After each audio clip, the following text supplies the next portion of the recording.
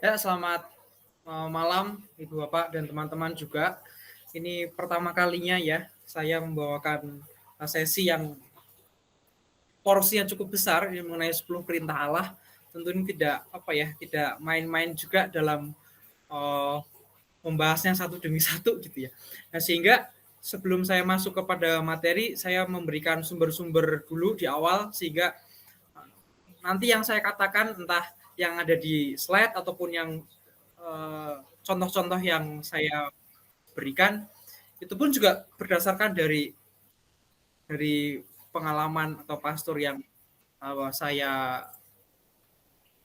ajak untuk ngobrol. Nah, sumber tulisannya ada KGK, ada kompendiumnya, Catena Bible, Nabre Commentary, dan Jerome Biblical Commentary. Jadi ada beberapa pastor yang saya ajak untuk ngobrol. Dari pastor pembimbing saya, pastor ada di Bandung, dan juga pastor yang ada di Semarang. Oke, kita lanjutkan. Next kok. Pengantar dari Dekalog. Dekalog sebenarnya atau 10 perintah Allah itu bentuknya adalah perjanjian antara Allah dengan manusia. Dan zaman perjanjian lama itu senantiasa penuh dengan perjanjian ya, antara Allah dengan manusia. Komunikasi itu selalu dalam bentuk perjanjian. Kalau melanggar ya berarti ada dosa, seandainya itu mentaati berarti suci ya, kira-kira gitu ya. Jadi intinya antara Allah dengan manusia komunikasinya hanya bentuk perjanjian demi perjanjian aja. Terus kemudian maju sampai perjanjian baru, petunjuk. Dekalog itu merupakan sebuah petunjuk bagi kita untuk mengasihi Allah melalui perbuatan terhadap sesama dan juga terhadap Allah sendiri.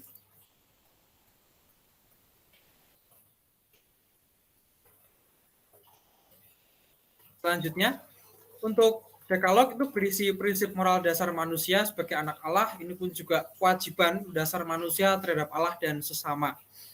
Kalau kita mengutip di Yakobus bahwa tetapi siapa yang bersalah dalam satu hal, ia bersalah dalam semua hal. Dan karena itu bisa kita katakan bahwa untuk mentaati 10 perintah Allah ini dalam Dekalog itu sangatlah susah bagi seorang manusia untuk bisa taat semuanya.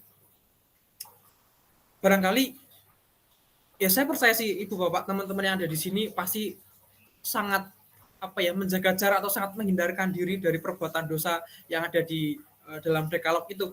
Tapi ada beberapa perbuatan yang baru juga saya ketahui, kita tidak sadar bahwa kita tuh juga melakukan dosa gitu ya. Kita tidak sadari itu berdosa, tapi ternyata itu adalah suatu dalam tanda kutip kesalahan. Dan ini akan kita bahas nanti yang membuat poin Dekalog ini menjadi menarik.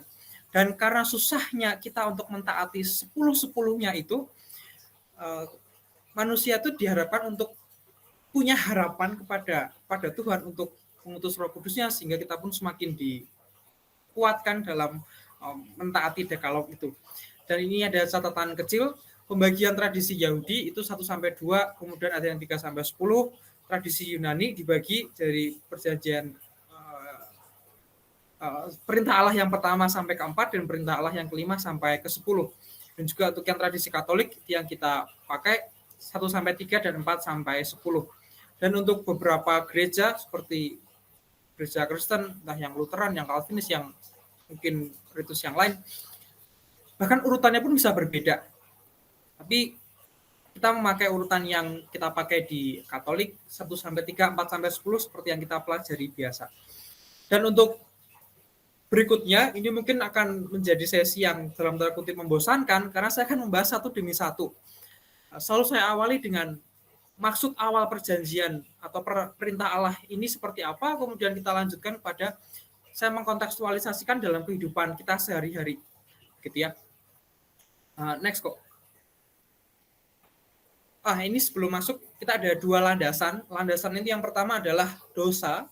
Itu adalah rusaknya hubungan manusia dengan Allah. Itu yang menjauhkan kita secara relasi antara kita dengan Allah itu ya ketika kita berdosa.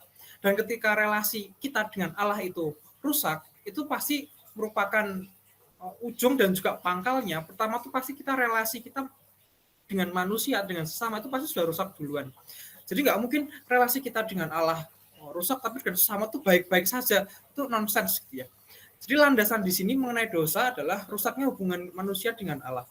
Dan kemudian untuk perintah baru Yesus di perjanjian baru itu ada 2, yaitu dalam hukum kasih, cintailah Tuhanmu, lengkapnya mungkin bisa dilengkapi sendiri.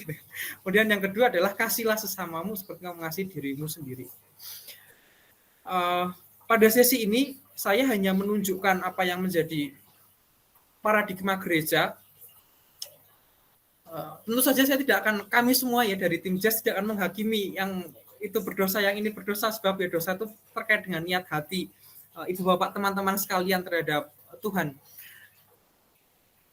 Jadi dalam materi ini saya hanya fokus pada apa sih yang dimaksud dengan ini tanpa menghakimi, tanpa menilai apapun. Lanjut untuk yang pertama. Untuk yang pertama, perintah Allah yang pertama adalah akulah Tuhan Allahmu. Jangan menyembah berhala, berbaktilah kepadaku saja dan cintailah aku lebih dari segala sesuatu. Dan maksud awal dari perintah ini adalah Yahweh itu pembebas umat Israel. Ia memilih Israel sebagai bangsanya, dan karena itu Israel karena sebagai bangsa Allah, maka Allah punya hak untuk ya kamu harus mentaati saya, jangan menyembah berhala, berbaktilah kepadaku saja. Dan kalau kita urut ke belakang dari Exodus dan perbudakan Mesir, selalu saya katakan bahwa ini adalah bentuk usaha Allah untuk mengenalkan dirinya pada umat Israel. Karena sejak Musa melalui semak berduri dan lain sebagainya, itu kan bentuk dari Allah itu ingin mengenalkan dirinya kepada umatnya, sehingga umat itu bisa mengenal pemimpinnya, kira-kira gitu kan. Nah, tapi saat ini sudah lama Tuhan itu berusaha, dan ini sudah saatnya bangsa Israel sudah kenal dengan Tuhannya. Dengan banyak peristiwa melalui pembebasan bangsa Mesir, kemudian kita juga bicara di 2 pertemuan atau 3 pertemuan terakhir, ketika mereka kesulitan air, kesulitan makanan, Tuhan itu selalu menyediakan diri bagi umatnya. Maka tidak ada alasan lagi bagi bangsa Israel sebenarnya untuk tidak percaya atau tidak mengenal pada Tuhan. Maka saat ini bukan lagi Tuhan itu seperti dalam tanda kutip mendekati secara halus melalui tanda-tanda, melalui apapun, tapi ini sudah dalam bentuk perintah pada bangsa Israel. Itu adalah maksud awalnya Tuhan memberikan perintah ini kepada bangsa Israel. Dan kemudian larangan bagi bangsa Israel untuk menyembah berhala, membuat patung, dan lain sebagainya. Terkait dengan menyembah berhala, nanti akan di sesi 2 secara khusus akan dibahas oleh Kak Bertus, terutama juga tentang patung. Apakah Katolik menyembah patung? Itu kan pertanyaan sangat menarik sekali. Dan itu akan dibahas di poin kedua setelah saya. Dan di masa saat ini, di masa sekarang, ya, berhala itu atau tidak berbakti kepada Tuhan, tidak mencari Tuhan, itu dalam bentuk yang lain-lain. Misalkan berhala, ateisme, agnotisme, itu jelas gereja melarang. Ramalan atau ya entah yang pakai kartu, entah yang pakai bola-bola gitu kan, itu termasuk dalam ramalan, itu juga tidak boleh. Dan kemudian yang terakhir itu adalah membuktikan atau mencobai peran Tuhan. Ini dalam artian karena saya sendiri background-nya adalah matematika gitu ya, sehingga di lingkungan saya itu banyak sekali orang-orang itu yang berusaha untuk membuktikan bagaimana kita bisa yakin dengan hal yang tidak kita lihat. Bagaimana kita bisa yakin? Nah, jadi pertanyaan-pertanyaan itu selalu saja muncul, bagaimana membuktikan peran Tuhan. Dan itu adalah sebuah kesalahan horoskop ya, termasuk ramalan astrologi itu juga. Dan lebih daripada itu, di perintah Allah yang pertama ini, sebenarnya ini pun menjadi tujuan hidup kita manusia. Jadi kalau kita ditanya, apa sih tujuan hidup kita sebagai manusia di dunia ini, persiarahan gitu ya, tujuan hidup kita tuh hanya sederhana, yaitu memuliakan Tuhan. Ya selesai. Kalau di Yesuit ada quote AMDG, Et Maiorem Dei Gloriam, demi kemuliaan Tuhan yang lebih besar. Itu karena setiap hal yang kita lakukan di dunia itu pada dasarnya untuk memuliakan Tuhan. Dan segala hal yang terkait yang kita dapatkan di dunia ini pada dasarnya adalah sarana untuk memuliakan Tuhan itu. Ya. Sehingga kalau saya tulis di bagian yang kiri, berhala itu adalah pekerjaan, kekuasaan, kekayaan, pengetahuan, itu semua adalah sarana. Itu masih diperbolehkan sejauh digunakan untuk mencapai tujuan, yaitu memuliakan Tuhan. Nah, yang tidak boleh adalah ketika kita mengalami kelekatan-kelekatan yang tak teratur, gitu ya, kelekatan pada sarana, kita melekatkan diri pada dunia. Nah, itu yang tidak boleh, itu yang kita tuh jadi memberhalakan sarana dalam bentuk pekerjaan, dalam bentuk kekuasaan, dalam bentuk kekayaan. Bahkan, ini saya mengutip dari Perhatian Rohani Ignatius Loyola atau Asas Dasar 23, dia jelas mengatakan bahwa saya tidak memilih sehat lebih daripada sakit, tidak memilih kaya lebih daripada miskin, tidak memilih pujian lebih daripada penghinaan. Dan satu lagi, ini saya lupa tambahkan, bahwa tidak memilih umur panjang lebih daripada umur pendek. Karena segala hal yang ada di dunia itu pada dasarnya ada sarana. Gitu. Jadi di bagian perintah Allah yang pertama ini, sebenarnya ketika kita dihadapkan pada pertanyaan, apa sih tujuan hidup kita? Kita tuh sebenarnya sudah jelas gitu ya. Sebenarnya kita tuh sudah jelas tujuan hidup kita di dunia adalah memuliakan Tuhan melalui karya kan gitu. Nah, karya yang kita lakukan itu dapat kita implementasikan melalui ya sarana tadi, pekerjaan, kekuasaan, kekayaan, dan pengetahuan gitu. Nah, mungkin beberapa orang gitu ya, termasuk juga saya barangkali mungkin akan bertanya, tapi kenapa sih setiap kali kita mengikuti retret atau mengikuti kegiatan rohani kita selalu ditanya mengenai siapa kita, siapa tujuan kita? Itu memang tidak apa ya, dia sebagai dasar memang kita harus mengenal apa yang menjadi potensi diri kita, apa yang menjadi panggilan kita sebenarnya. Tapi ketika kita sudah mengetahui tujuan hidup kita adalah memuliakan Tuhan, maka pertanyaan selanjutnya adalah ketika kita sudah tahu nih tujuan hidup kita adalah memuliakan Tuhan, yang menjadi makna hidup kita itu apa sih saat ini? Gitu. Jadi itu akan berkembang lagi ketika kita sudah tidak lagi berpegang pada kelekatan-kelekatan pada sarana ini atau dalam tanda kutip memberhalakan entah pekerjaan, kekuasaan, kekayaan, dan pengetahuan, kita akan fokus pada yang namanya apa sih menjadi makna hidup kita saat ini, apa yang menjadi kerinduan itu ya, atau bahasa advance-nya, bahasa tingginya apa menjadi panggilan hidup kita sebagai manusia gitu. Jadi lihat bagaimana maksud awalnya itu sangat sempit untuk bangsa Israel memilih sebagai bangsanya sehingga bangsa Israel itu wajib mentaati Tuhan, itu berkembang dikontekstualisasi oleh bapak-bapak gereja, oleh tentu saja para imam-imam atau para teolog-teolog gitu ya, sehingga itu masih relevan dengan zaman kita saat ini. Nah, kalau kita sudah tidak menyembah berhala, ente not gitu ya.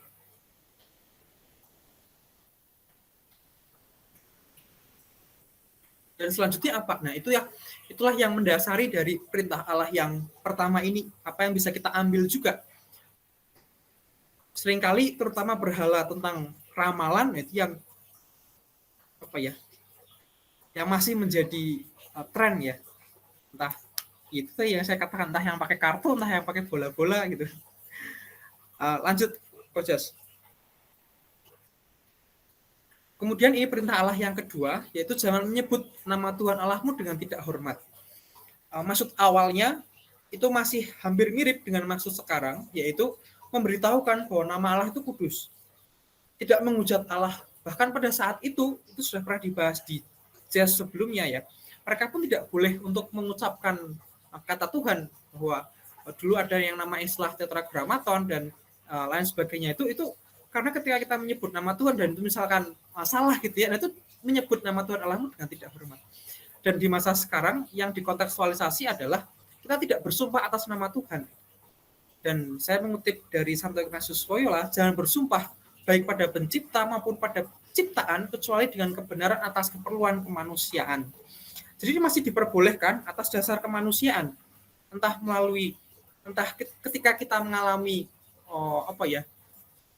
mungkin menjadi saksi di pengadilan atau mungkin menjadi saksi yang penting untuk mengungkap kejahatan misalnya, itu mungkin diperbolehkan karena atas keperluan kemanusiaan. Lebih daripada itu tidak diperbolehkan.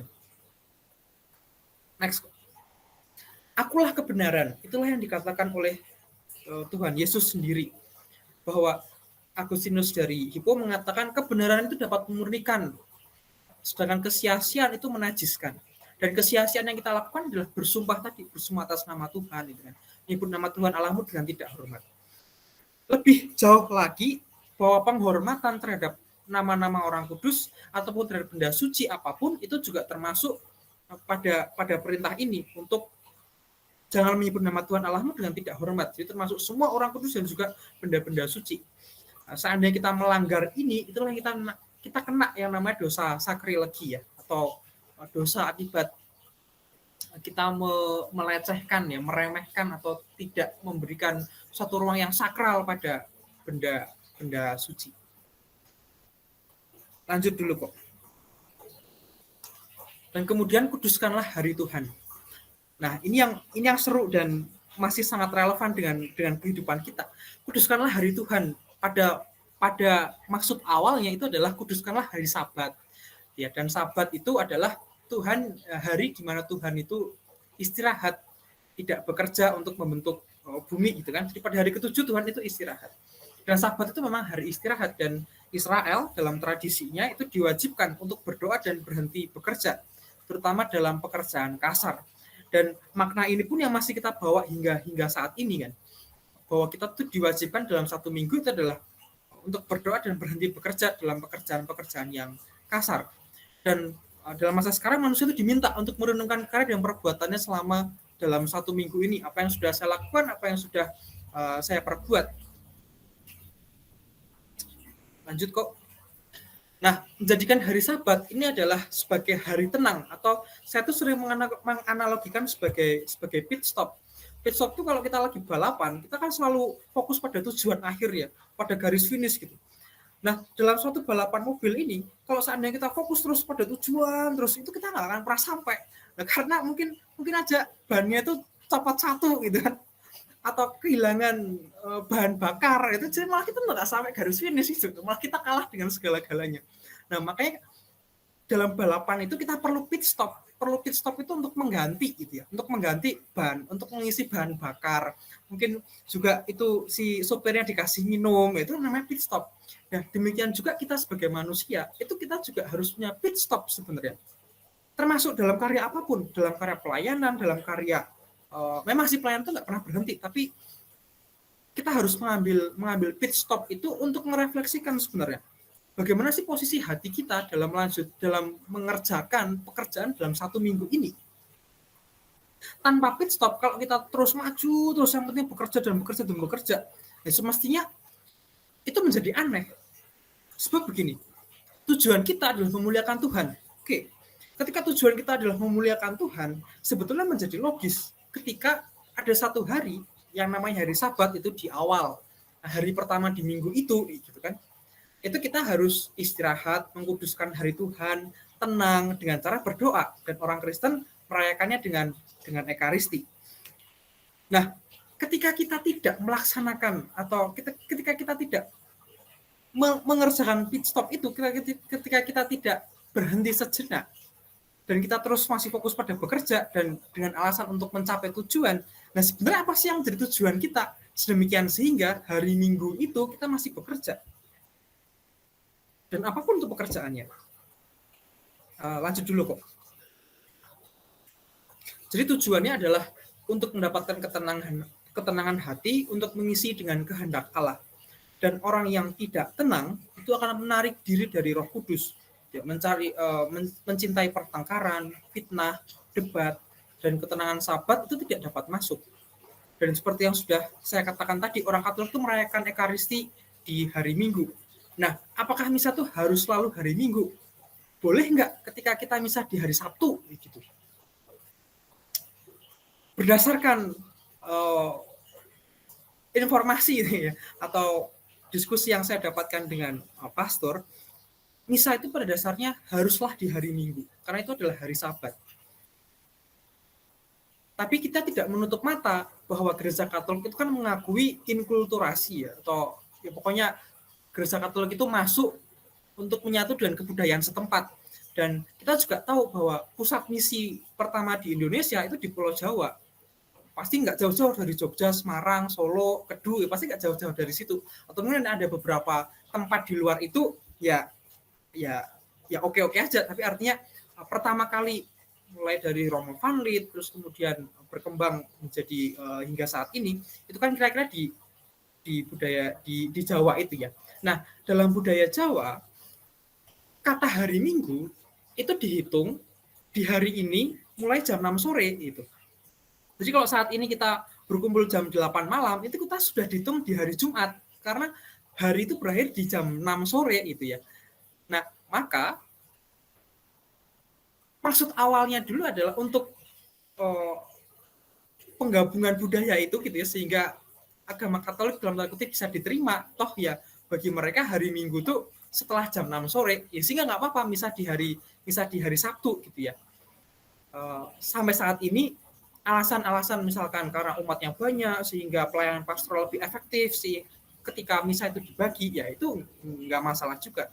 Tapi misa itu haruslah dilakukan itu di hari Minggu. Nah, apakah boleh misa itu di hari Sabtu? Sebenarnya nggak apa-apa juga sih ya misa di hari Sabtu. Tapi yang menjadi soal adalah apakah kita memandang misa di hari Sabtu itu sebagai keutuhan hari Sabat. Sering kita temui dalam dalam pelayanan umat itu kan kita menaruh 1,5 jam misa itu jadi Sabat yang semestinya 1 hari penuh untuk kita berhenti, diganti paradigmanya menjadi 1,5 jam misa dalam gereja, dan itu menjadi bagian dari schedule rutin harian kita, dan itu dimasukkan di hari Sabtu gitu loh. Nah, sehingga pergeseran paradigma hati ini yang menjadi soal itu sebenarnya. Ketika kita mengganti tujuan, yang pertama kita harusnya misa ataupun hari Sabat di hari Minggu, tapi menjadi schedule harian di hari Sabtu. Nah, itulah yang menjadi masalah itu.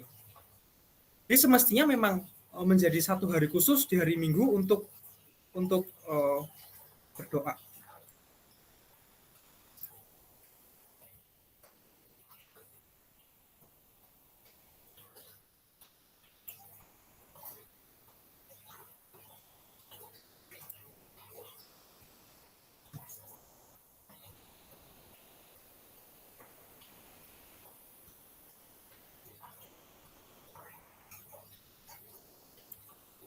Oke, lanjut, Coach.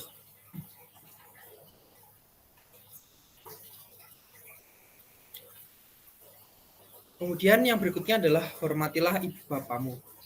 Maksud awal, orang tua itu sebagai simbol wakil Tuhan di dunia. Dan orang tua itu mempunyai tanggung jawab untuk mendidik anak-anak dan membina iman mereka. Itu adalah suatu tanggung jawab dari orang tua pada anak-anaknya. Dan yang menjadi problem di masa sekarang adalah kultur modern itu membuat anak cepat dewasa. Membuat cepat dewasa itu ada banyak hal yang anak itu lebih merasa lebih tahu daripada orang tuanya. Itu memang bagus, itu memang luar biasa. Tapi apakah itu sesuai dengan moral itu? Perintah Allah itu kan tidak jauh-jauh dari moral. Dan kultur modernnya membuat anak cepat dewasa. Nah, cepat dewasanya anak dalam membuat keputusan itu seringkali dipengaruhi oleh paham entah pragmatisme yang penting gitu kan. Yang penting kan saya tidak merugikan. Oh, Bapak untung, saya juga nggak rugi itu misalnya. Nah, next dulu kok. Nah, apa yang sebenarnya kita hadapi? Ikatan keluarga itu penting tapi tidak mutlak ya. Apa yang dapat kita perbuat pada orang tua di masa tua? Nah, saya mengajukan pertanyaan ini karena di masa-masa sekarang itu syarat kaitannya dengan fenomena bahwa ketika orang yang sudah tua itu dikaitkan dengan produktivitas. Orang yang sudah tidak produktif itu dalam tanda kutip beban. Makanya muncul yang namanya generasi sandwich, generasi ya apalah itulah. Generasi sandwich itu ini apa ya? Termodern ya, termilenial bilangnya. Generasi sandwich itu bilangnya adalah ketika orang setengah baya umur 40-an itu masih bekerja untuk membiayai orang tuanya dan membiayai anaknya gitu, sehingga seolah-olah seperti tersandwich, dan itu yang sedang dikonstruksi sehingga dalam tanda kutip seolah-olah distereotipkan mereka itu adalah korban gitu ya. Nah, salah satu yang bisa dikurangi apa sehingga mereka tidak menjadi sandwich? Ya udah, masukin orang tuamu ke panti jompo. Gitu. Itu sangat marak sekali dengan fenomena di baru-baru ini. Dan itu apakah bentuk hormat dari ibu bapak? Dan saya rasa tidak juga. Dan kemudian yang kedua, contoh kedua adalah kita sangat yakin, kita sangat familiar dengan kasus misalkan generasi boomer melawan generasi milenial. sebenarnya pembagian generasi ini kan berdasarkan teknologi. Seandainya di Amerika sana mulai dari tahun 90 itu sudah masuk generasi Z gitu kan. Kita masuk generasi milenial. Nah, kalau di Indonesia sendiri barangkali umurnya itu bisa bergeser. Karena generasi-generasi itu kan dibagi berdasarkan, kalau saya nggak salah itu kan dibagi berdasarkan pengetahuannya terhadap teknologi. Nah, yang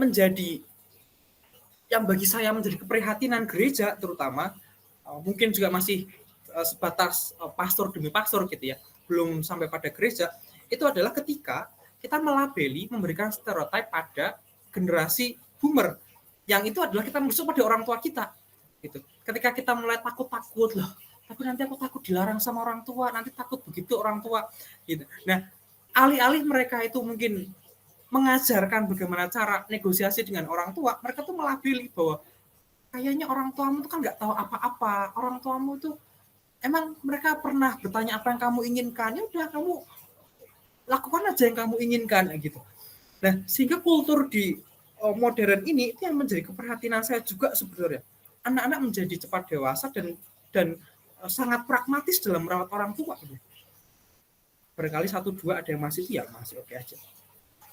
Dan kemudian pertanyaan saya yang kedua ini berkaitan dengan mungkin teman-teman kita yang mengalami luka dengan orang tuanya. Memang kita bisa mencintai orang tua kita. Kan orang tua punya tanggung jawab tuh untuk mendidik anak-anak dan membina iman. Tapi pada kenyataannya orang tua itu nggak memberikan apa-apa. Mendidik enggak, membina enggak, cuma marah-marah. Saya selalu dipukuli gitu kan. Terus mana tanggung jawabnya? Mana kasih sayang yang semestinya saya dapat dari orang tua gitu. Tapi itu adalah kewajiban dari kita sebagai anak untuk menghormati ibu bapak. Walaupun itu adalah mungkin dalam kasus keluarga tiri atau anak tiri gitu ya, itu tetap dalam KHK atau dalam KGK itu dikatakan bahwa anak itu tetap punya hak untuk mendapatkan pembinaan dan mendidik. Orang tua pun juga punya kewajiban untuk itu. Pertanyaan terakhir adalah, dapatkah orang tua itu tidak layak dihormati? Nah, itu menjadi pertanyaan bagi kita semua. Bagaimana seandainya orang tua kita tuh ternyata menyembah berhala, sedangkan kita itu masih beragama Katolik, masih taat gitu kan? Kita sudah dibaptis, tapi ibu bapak tuh belum, malah menyembah berhala, menyembah Allah yang lain. Menyembah Allah yang lain itu memang benar-benar yang lain gitu ya, bukan pindah ke agama lain gitu. Tapi menyembah Allah yang lain, menyembah patung misalkan, menyembah apa itu, menyembah berhala. Masih kita layak kita hormati? Itu jadi pertanyaan terbuka, saya nggak menjawab di sini. Next kok, perintah Allah yang berikutnya adalah jangan membunuh. Jangan membunuh ini nilai transendental manusia.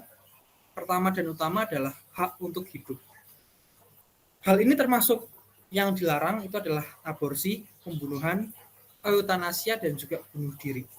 Dan larangan ini juga meluas kepada kita sebagai manusia, itu dilarang untuk mencederai tubuh, untuk menghormati kehidupan moral orang lain. Ya, ini yang dianjurkan, Dan juga dilarang memutilasi atau sterilisasi tubuh yang non terapi. Next. Nah, masa sekarang orang Katolik itu kan percaya akan kebangkitan badan di hari kiamat nanti. Dan karena itu haruslah ada pelayanan akan jenazah sehingga kita tuh bisa dibangkitkan lagi gitu ya, bisa dibangkitkan sebadan-badan itu masih utuh. Apakah kremasi itu diperbolehkan? Nah, dalam KGK itu dikatakan kremasi itu diperbolehkan sejauh kita tidak menyangkal akan adanya kebangkitan badan itu sendiri. Jadi selama posisi hati kita tidak menyangkal akan kebangkitan badan di akhir nanti, kremasi itu masih boleh dilakukan. Jadi kembali lagi bahwa sebelum perintah Allah itu tentang posisi hati ya. Mana saya hanya menunjukkan mana yang ini boleh, mana yang tidak boleh gitu. Tapi kembali lagi itu lagi-lagi adalah sebuah posisi hati yang saya sudah nggak tahu posisi hati ibu bapak sekalian. Dan yang menjadi problem moral itu adalah eutanasia dan juga kesehatan moral perang. Nah, dalam keadaan perang, bolehkah kita membunuh duluan? Pertanyaan kan seperti itu. Nah, dalam KGK, kejahatan moral perang itu memang sebaiknya dihindari, tapi masih diperbolehkan ketika kita membela diri. Dan eutanasia itu terkait dengan medis, saya tidak akan membahas lebih lanjut karena saya juga tidak ada sumber yang memadai. Tapi yang saya tahu mengenai euthanasia itu masih apa ya, menjadi open problem. Barangkali untuk gereja sudah punya jawaban sendiri gitu ya. Tapi terkait dengan ini itu masih problem moral lah bagi saya. Nah, pertanyaan di perintah Allah yang kelima ini adalah, nah bagaimana jika karena kata-kata maka seseorang tuh depresi dan bunuh diri misalkan. Nah, misalkan saya tanya sama saya ngata-ngatain Coach Jos gitu ya, kok kamu tuh gila, kamu tuh badanmu jelek misalkan. Terus Coach Jos lagi sangat depresi, waduh ternyata saya jelek ya, bener juga ya badan saya gendut ya, apa kata Leo, saya nggak layak dicintai, saya nggak layak punya teman, itu aku mati aja, buat apa saya hidup. Nah kalau kayak begitu itu bukan salah saya sehingga dia tuh bunuh diri gitu loh. Maka saya tidak melanggar jangan membunuh, Nah pertanyaan berikutnya, kalau terkait dengan kasus psikologi misalkan, ini kan orang depresi itu katanya dalam otak itu sudah tidak sadar, dalam otak itu sudah di luar kesadaran, sama sekali tidak bisa berpikir dengan logis. Nah itu juga yang tidak akan saya jawab pada malam hari ini karena saya bukan psikolog dan juga belum punya banyak sumber. Tapi dalam kasus ini kita bisa melihat bahwa gereja pun sangat memperhatikan hal-hal yang mendetail ini. Jangan membunuh, gereja juga tidak tutup mata. Kalau seandainya kita nggak membunuh malah terbunuh terus gimana gitu kan? Kalau terbunuh karena martir ya syukur, kalau terbunuh sia-sia gimana? Next. Selanjutnya perintah Allah yang ke-6 yaitu jangan berzina.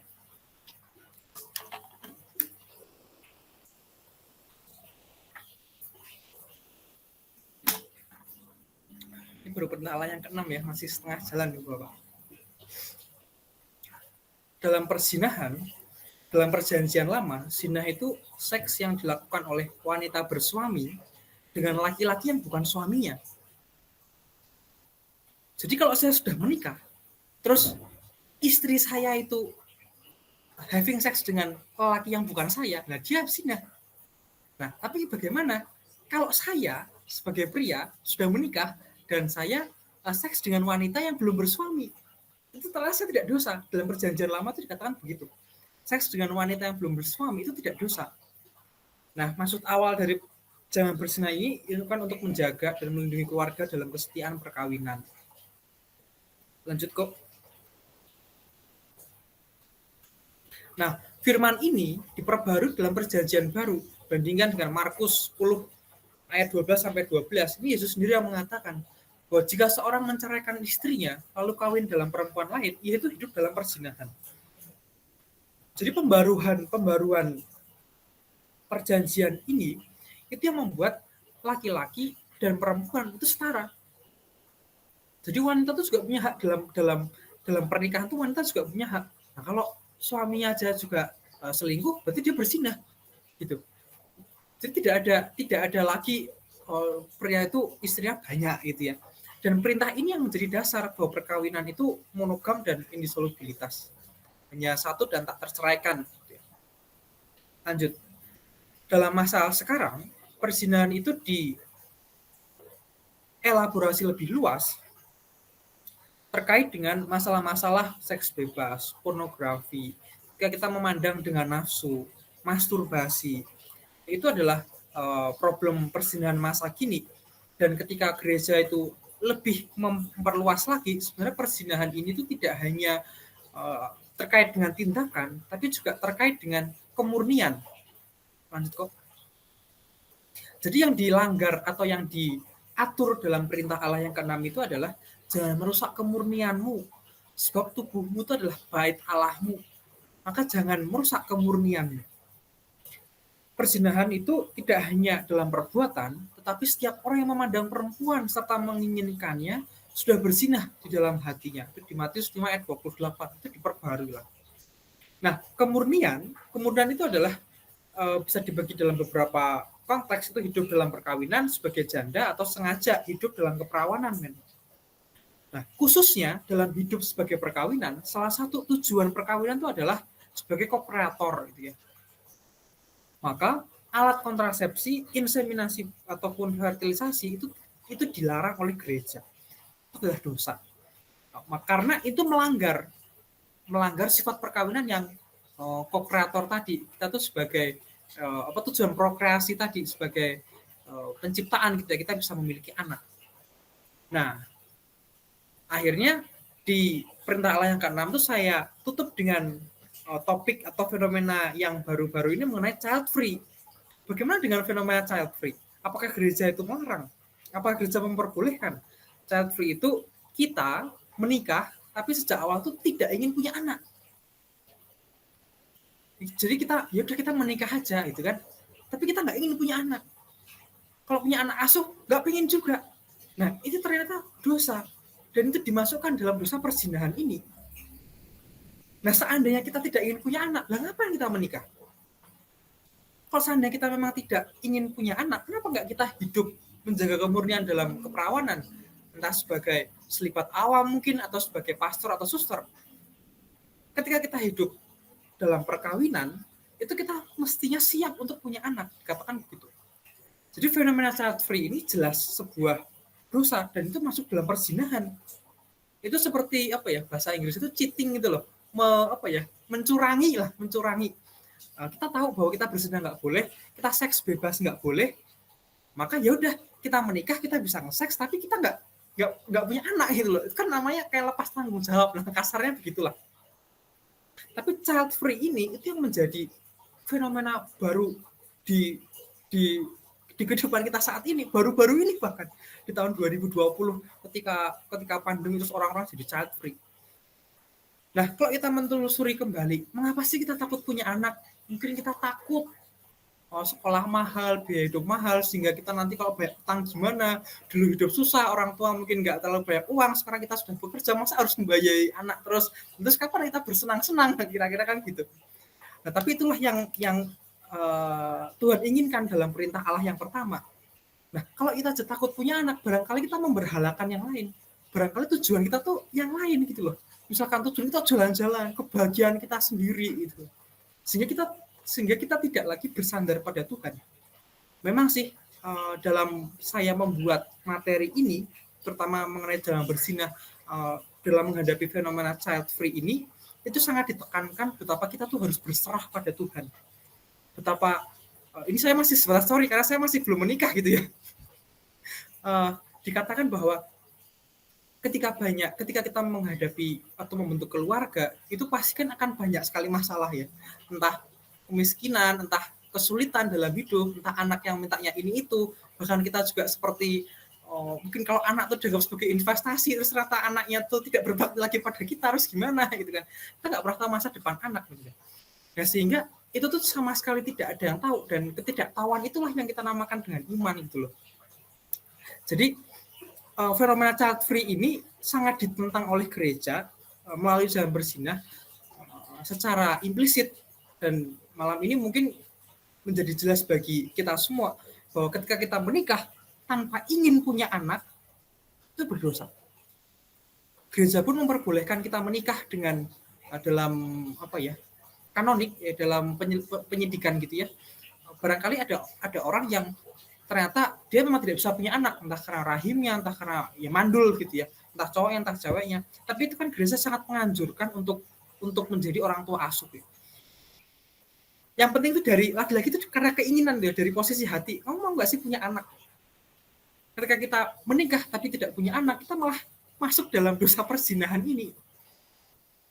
Sehingga kita mesti lebih hati-hati ya, terutama angkatan saya yang belum menikah, dan ketika kita menikah ternyata malah kita nggak pengen punya anak, itu ternyata malah kita masuk dalam dosa perzinahan. Kita nggak seks bebas enggak, pornografi enggak, masturbasi juga enggak, tapi kita menikah nggak pengen punya anak, itu masuk dosa dalam perzinahan. Itu yang menariknya dari jangan berzinah ini, yang saya kontekstualisasi. Lanjut kok. Itu nggak malas nikah kalau begitu prinsipnya. Ya mau bagaimana kak, memang ada begitu. Nikah itu sakral. Yang kemudian jangan mencuri.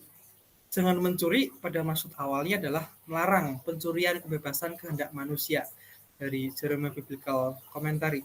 Melarang adanya perbudakan dan juga perdagangan manusia. Dan perintah ini menuntut hormat pada barang orang lain, pada kepemilikan orang lain itu sangat menuntut hormat. Melalui praktik keadilan dan cinta kasih dengan prinsip solidaritas. Lanjut kok.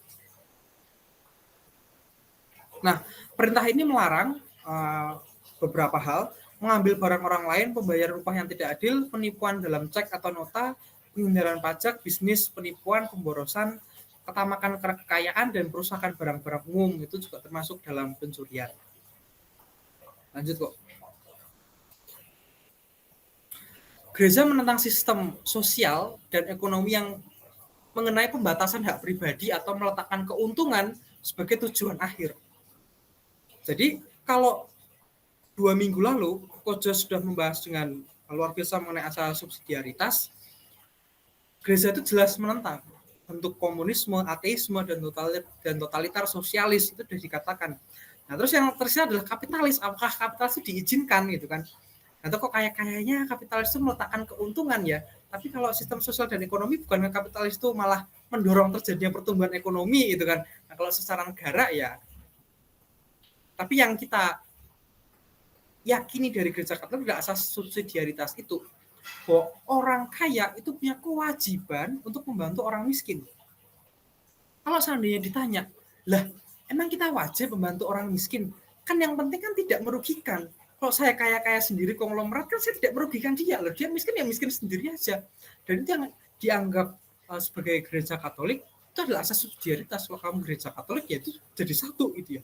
Menjadi satu satuan dari gereja. Maka dalam memahami 10 perintah Allah ini tidak lagi pada untung rugi. Kalau untung rugi, apa untungnya? Apa ruginya? Itu kan masih meletakkan dalam tanda kutip keuntungan. Apa yang menjadi keuntungan bagi saya, apa yang menjadi kerugian bagi kamu kan nggak ada. Nah, tapi gereja Katolik itu mengajak kita untuk melihat lebih dalam melalui asas subsidiaritas ini. Gitu.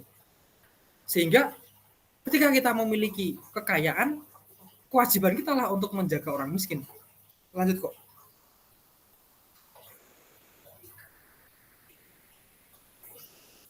Kemudian perintah Allah yang ke-8 yaitu jangan bersaksi dusta.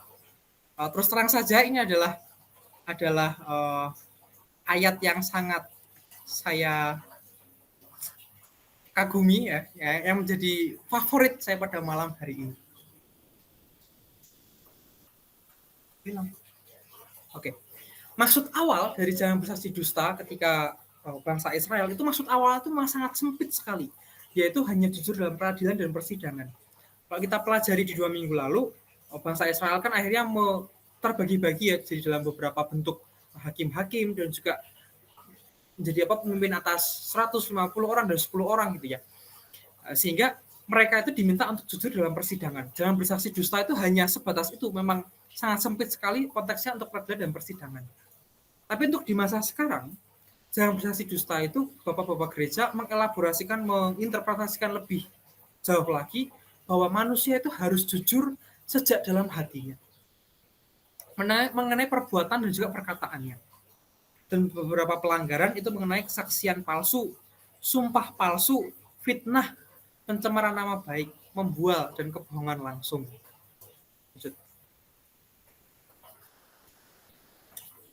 Firman ini mengajak kita untuk membangun tata hidup bersama atas dasar kebenaran dan saling percaya.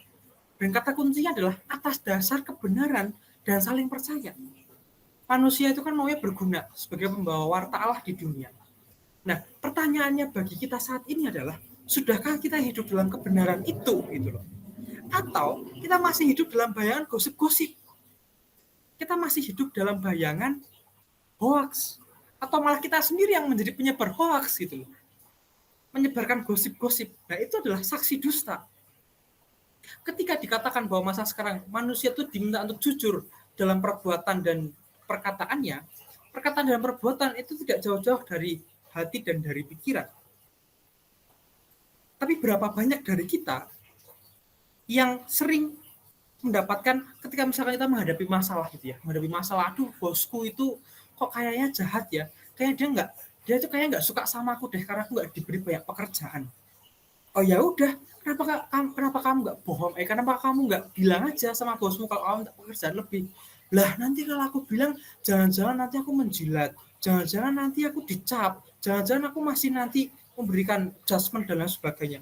Dan itulah hidup dalam ketidakbenaran itu. Kita masih hidup dalam bayangan gosip-gosip. Dan sekali kita memiliki pikiran atau memiliki perasaan yang demikian, kita tuh sudah berdosa, ini saksi dusta. Nah, saya yakin bahwa di antara ibu bapak dan teman-teman sekalian itu sangat menghindarkan diri dari mencuri, berzinah, membunuh, tidak menguruskan hari Tuhan. Kita sangat menjauhkan diri dari hal demikian. Tapi saksi dusta itu seolah-olah itu mendarah daging gitu loh. Seolah-olah itu sudah jadi satu bagian dalam diri manusia, itu punya pikiran, punya perasaan. Kalau ada ekspektasi yang tidak tercapai, terus jadinya kok malah mikirnya itu jadi penuh dengan gosip gitu kan. Ketika kita diminta untuk jujur dalam perkataan dan perbuatan, selalu akan muncul dari pikiran dan dari hati. Tapi berapa banyak dari kita yang ditanya, bagaimana yang kamu pikirkan? Apa yang kamu pikirkan? Apa yang kamu rasakan? Itu sering sekali kita hanya mendapatkan pertanyaan apa yang kamu pikirkan, tapi tidak dengan apa yang kamu rasakan. Padahal perasaan itu kan berkaitan dengan hati nurani. Tuhan itu ada di situ. Jadi di bagian jangan bersaksi dusta ini adalah, sudahkah kita hidup dalam kebenaran? Atau masih hidup dalam bayang-bayang? Dalam perkembangan saya mencari atau mendalami perintah Allah yang di sini, ini sangat ditekankan mengenai posisi hati. Apa yang kamu rasakan? Karena itu terkait dengan saksi dusta. Ada nggak prasangka? Ada nggak praduga? Kita nggak pernah untuk mencari kebenarannya, tapi kita selalu, barangkali kita masih berhenti pada prasangka dan praduga. Nah, salah satu contohnya adalah ketika tadi di awal saya memang membahas mengenai berhala. Berhalanya itu adalah kekayaan, kekuasaan, pengetahuan. Nah, bisakah kita memberhalakan pelayanan? Ada nggak kasus sehingga kita tuh memberhalakan pelayanan? Dalam tanda kutip ya. Bisa nggak kita memberhalakan pelayanan? Nah, ini yang sering terjadi di gereja, ini yang sering terjadi di lingkungan komunitas. Kita memiliki mindset itu yang tidak ingin meminta atau mencari lebih. Kita terlalu, memang sih pelayanan itu 50-50 gitu ya, karena ini kan berbagi mengenai ketulusan hati, mengenai pengorbanan, itu memang luar biasa. Iya, bagus kamu berkorban dengan begitu banyak. Tapi pertanyaannya adalah, bagaimana posisi hatimu ketika kita berkorban? Ataukah sebenarnya kita tuh sedang menghindari dari kenyataan bahwa kita sedang menghadapi masalah, kenyataan bahwa kita tuh sedang dihadapkan pada posisi yang tidak berguna. Aduh Tuhan, kok gajiku kecil ya? Aduh Tuhan, kok aku nggak dapat pekerjaan ya? Tapi nggak apa-apa deh, selama aku masih bisa melayani di paduan suara, melayani di mana-mana, lektor, masmur, melayani di mungkin di komunitas, nggak apa-apa deh. Selama aku masih bisa berbagi, menolong orang, nggak apa-apa deh Tuhan, aku nggak berguna, aku nggak ini, aku nggak itu. Yang penting aku masih bisa berbagi. Nah, itu adalah itu menjadi refleksi bersama dari kita semua. Itu nggak ada teorinya ya teman-teman ya, nggak ada di KGK, nggak ada dimanapun. Nah, tapi itulah yang terjadi. Sudahkah kita hidup dalam kebenaran, ataukah kita masih hidup dalam bayangan gosip-gosip? Sekali kita masih dalam hidup gosip-gosip, ya tentu itu menjadi pertanyaan, itu adalah sebuah saksi dusta.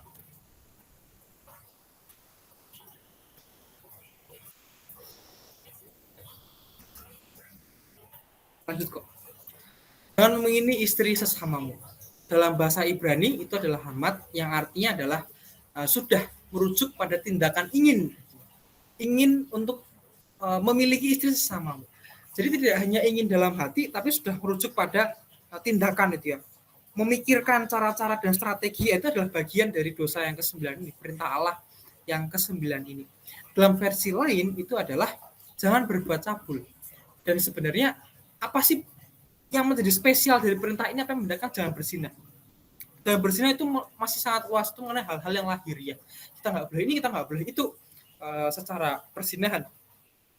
Tapi ketika di perintah Allah yang ke-9 ini sudah sangat spesifik. Jangan mengingini istri sesamamu. Objeknya itu sudah sangat spesifik, yaitu istri sesamamu. Dan ini adalah ditujukan untuk menjaga kemurnian panggilan, terutama dalam perkawinan. Dan sifat hati yang tidak murni ini adalah awal dari sebuah dosa. Melawan rasa kelekatan tidak teratur orang yang menerima baptis itu sebenarnya mampu, karena kita berhadapan dengan nafsu, berhadapan dengan keinginan, itu kita bisa mampu melihat ini tuh keinginan dari Allah atau dari yang jahat.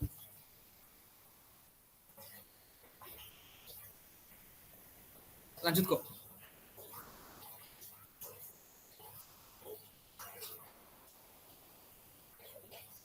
Dan yang terakhir adalah jangan mengingini milik sesamamu dengan tidak adil. Perintah ini memang dimaksudkan untuk menghormati milik orang lain. Dan keinginan yang tak terkendali serta iri hati atas pencapaian sesama. Sebab iri hati itu adalah ciri dari kesombongan. Dan hal ini itu sama dengan memberhalakan materi. Dan kalau kita memberhalakan materi, itu kan sama saja kita tidak lagi fokus pada tujuan dimensi kealahan gitu ya. Itu sama aja dengan kita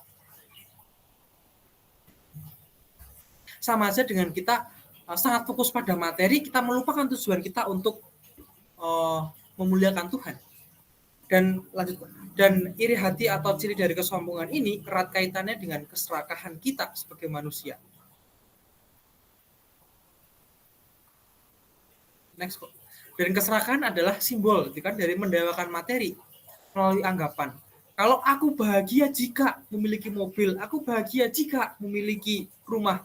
Dan itu yang kita menduniawikan kebahagiaan itu sendiri. Padahal kebahagiaan itu kan adalah sebuah keputusan. Dan semestinya kebahagiaan kita adalah kerinduan terbesar kita untuk bersatu kembali dengan Tuhan. Dan mengenai dekalog ini sudah hampir 1 jam saya memberikan ini. Saya akan tutup dengan ayat ini. Apa yang terikat di bumi akan terikat di surga, dan apa yang terlepas di bumi akan terlepas di surga. Secara singkat, kita diminta untuk hanya berbakti kepada Tuhan saja melalui banyak sekali syaratnya, jangan membunuh, jangan berzina, jangan mencuri, jangan bersaksi dusta, dan pertama di sini adalah jangan mengingini sesamamu dengan tidak adil. Dan ketika kita memberhalakan materi, artinya kita mengikat materi itu sendiri. Dan barangkali itu akan kita ikat di surga. Tapi ketika kita memberhalakan materi, kita tuh akan melepas tujuan kita, yaitu bersatu dengan Tuhan. Kita mungkin tidak mencari Tuhan lagi, dan akhirnya itu yang kita lepas di surga. Gitu. Sebagai rangkuman, seperti ini slide terakhir.